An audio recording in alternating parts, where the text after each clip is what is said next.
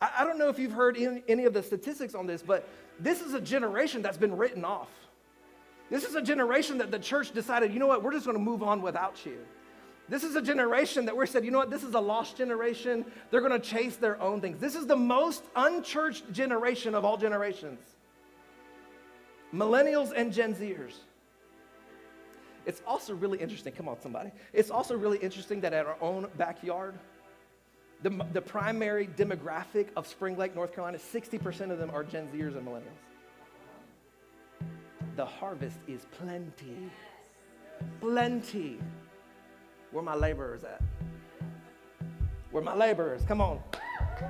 It's interesting that these are young adults. These are millennials and Gen Z. Listen, you should never write off a generation. Never write off a generation. God will raise up and anoint leaders of the generation to serve that generation. We talked about this with David. David was raised out of that generation, the generation after Saul, and served the kingdom of Israel. Look into exile.